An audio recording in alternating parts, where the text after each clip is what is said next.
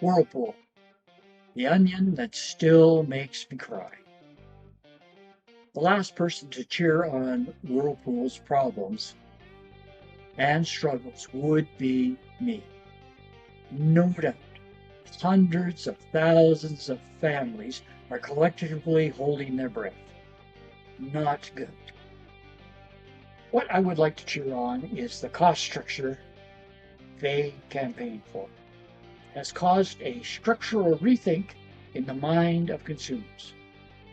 For the first time in generations, consumers are considering that repairing an appliance makes more sense than replacing it.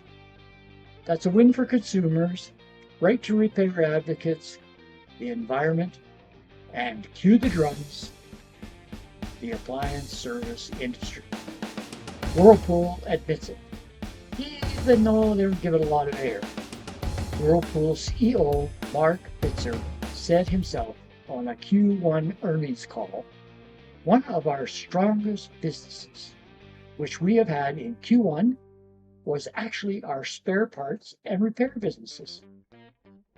Translation: consumers are repairing instead of replacing. The CEO of the largest North American appliance manufacturer telling investors that the repair economy is showing up in his numbers. This is the seismic shift in consumer behavior they inadvertently triggered.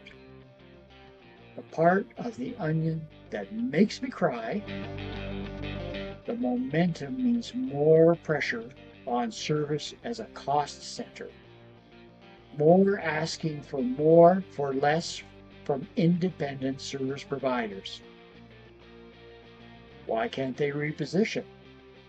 Because the math doesn't work. A company that has just suspended its dividend, took on $1 billion in equity dilution, and is paying down debt as fast as it can, isn't a company that's about to raise what it pays the independent servicers who handle its warranty calls.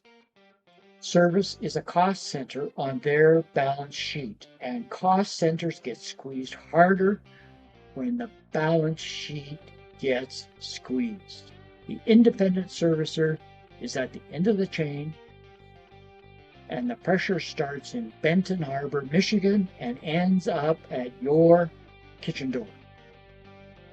Independent servicers go broke doing warranty work. They can only survive if their COD customers are somewhere around 70% of total call volume. Smart servicers today are asking themselves, do I drop warranty work altogether? Or do I prioritize warranty work lower? In our area of the world, servicers are choosing internet advertising over warranty work to reach new customers. Yes, Virginia. It is cheaper to advertise heavily than to lose money on warranty work. And for the sharp-minded customers out there, yes, you are paying for your warranty work in your non-warranty service calls. If only you had known that when you bought your new appliance. You could have added that to the future cost, right in the purchase price. The other layer that hurts?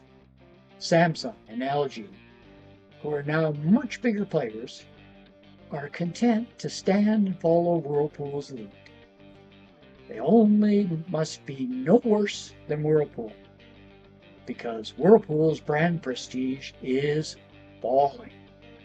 It is important that the appliance repair industry takes a hold of the opportunities they are given. Like Whirlpool, we are going to have to ask some difficult questions. And then, unlike Whirlpool, we're going to have to realign our priorities. If you're the consumer hearing this, the question isn't whether Whirlpool will fix this. They can't. The question is whether you, when your appliance breaks next, who will you choose? Are you willing to forgive the local independent servicer who, yes, made you wait for your warranty repair, but was probably doing the best they could with the resources they had? Maybe, just maybe, when you're shopping for your next appliance, will you ask who has the best service, and then will you open your wallet to go get it? Remember this line from a few minutes ago? This is the seismic shift in consumer behavior they inadvertently triggered. The Renaissance could be there. You, the customer, and the servicer get to decide whether it survives. It is not news that Whirlpool is and will continue to be a major force in the appliance space.